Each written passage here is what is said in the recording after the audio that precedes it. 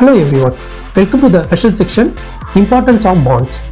Stocks gives more return than bonds. Why should I invest in bonds? What is the important? There is any valuable reason to invest in bonds? Yes, there is a number of good reasons to invest in bonds. Let's check it out.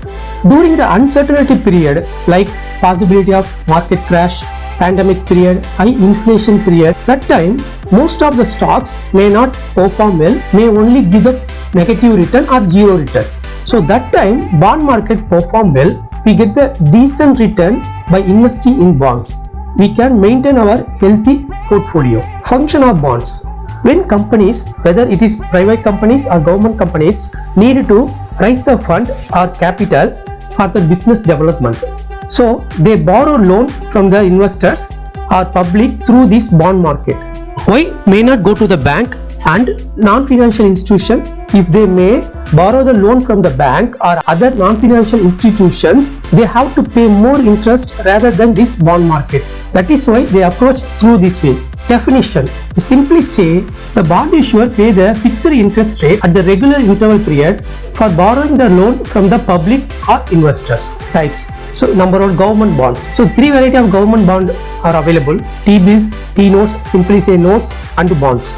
T-bills. This kind of bond, its yield to maturity is less than 1 year. T-notes are simply notes. This kind of bond, yield to maturity period is between from 1 year to 10 year.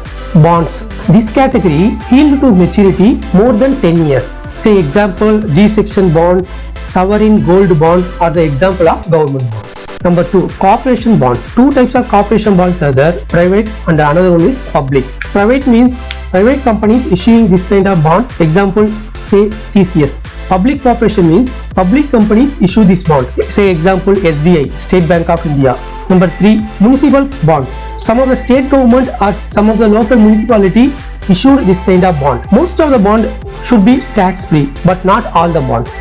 Number four, agency bonds. Government affiliated companies issued this kind of bonds. Say example, Coal India, ONGC. Fifth one is zero coupon bonds. The major difference of this bond is will not give any coupon rate, but instead they issued with a discount price. Say example, if bond face value is 100 rupees, the bond issued with 97, that means discount of 3 rupees. If you invested in this bond, you get the 3 rupees profit at the end of the maturity.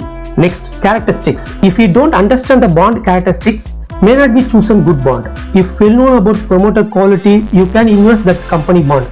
Otherwise, you should not invest. Credit rating. The bonds are rated by some private agencies like Credstell, CARE, ICRA. Those companies give credit rating to the bonds. You should invest bonds with high credit rating. Say AAA, AA plus, par value, face value, issued value. It is originally selling price of the bond. The bond issued to the market with this face value only. Example, say 100 rupees or 1000 rupees. Coupon rate. So it is the interest rate paid by the bond issuer to the bond holder at the regular interval. Let's say annually or semi-annually. Maturity date. The maturity date is the last trading day of the bond. Thereafter, bond will not be traded. Simply it is closed. But one important point is all the bond should end with face value only. That means if the bond issued with face value, let's say 100, at the end of the maturity, he closed with the same face value. That means 100. Call option.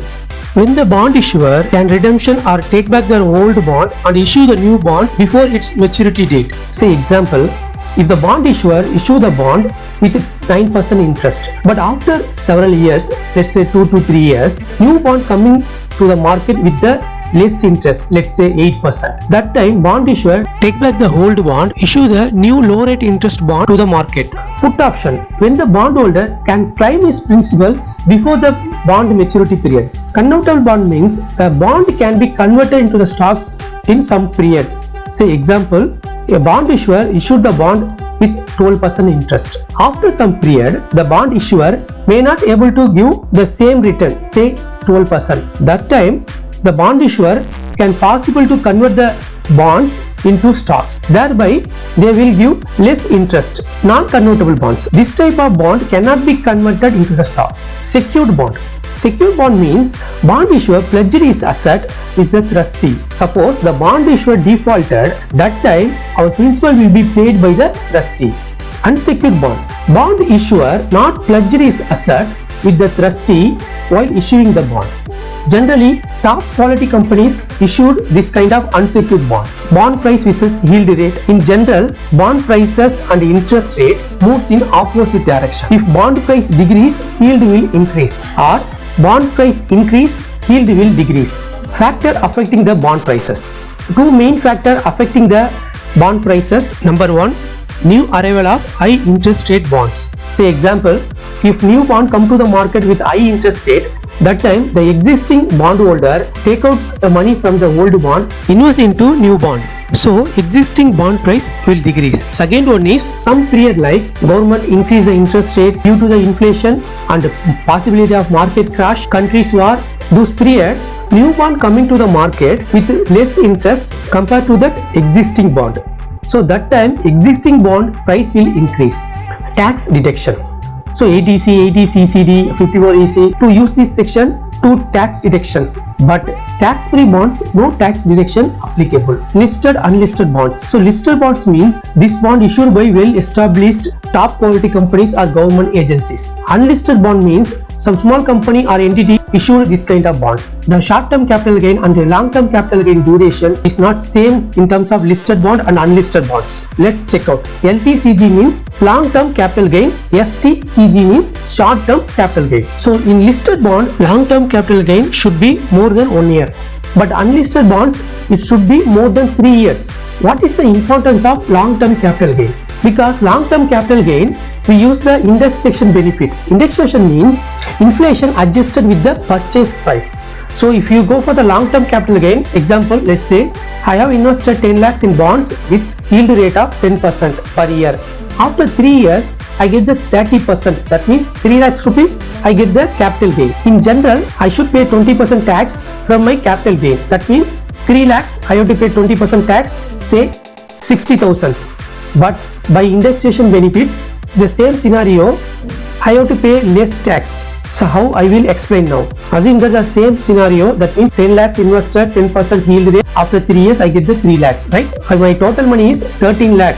Because I have invested 10 lakh 3 years before, this is my capital, plus capital appreciation is 3 lakhs, totally 13 lakh. But 10 lakhs is the current price. Due to the inflation, 10 lakhs should be 11 lakh.